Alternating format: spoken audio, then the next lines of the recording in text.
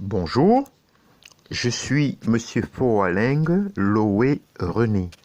Aujourd'hui, dans le cadre du cours d'économie générale, et notamment sur les auteurs néoclassiques, nous allons voir Bernard Guérien.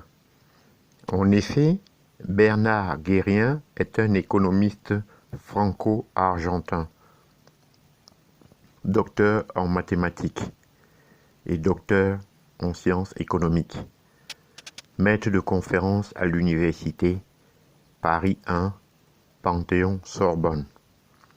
Biographie.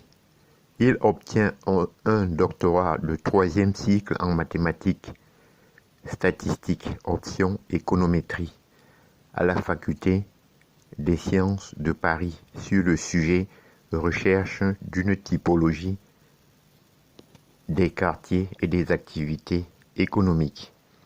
Il obtient un doctorat en sciences économiques à l'université Paris 1 Sorbonne Panthéon sur la concurrence, flexibilité et stabilité. Il a enseigné des mathématiques, la microéconomie et la théorie économique à l'université de Paris 1 Panthéon Sorbonne, où il a fait toute sa carrière. Il est actuellement chercheur associé au Samos Matisse. Passons maintenant à la place des mathématiques en économie. Il se montre réservé face à une surutilisation des mathématiques en économie, considérant qu'elle conduit parfois à obscurcir plutôt qu'à clarifier l'étude des phénomènes économiques.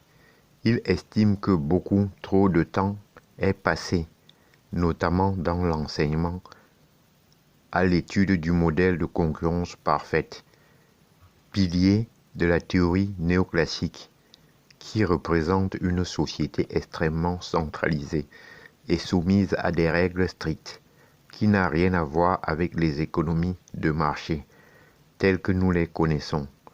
Il pense que la théorie néoclassique devrait être enseignée dans le cadre d'un grand cours d'histoire de la pensée économique, à côté des autres théories qui ne sont pas moins pertinentes qu'elle. La partie plus mathématique de ces théories pourrait être utilisée dans des cours de planification ou de gestion des ressources. Il est également très critique en ce qui concerne la macroéconomie, à agent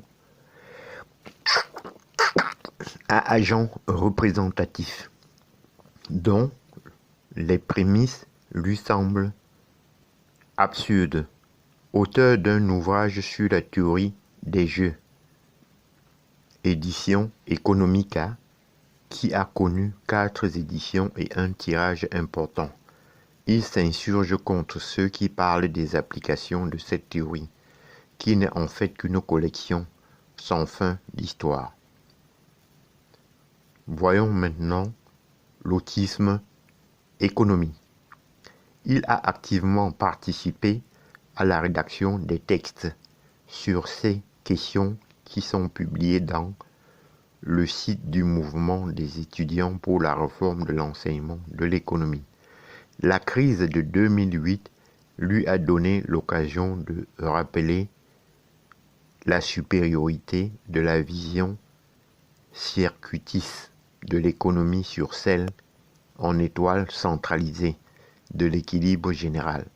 Bien que partisan depuis toujours de la création endogène de la monnaie, il a découvert à cette occasion les analyses de la Modern Monetary Theory, qui lui semble particulièrement inintéressante.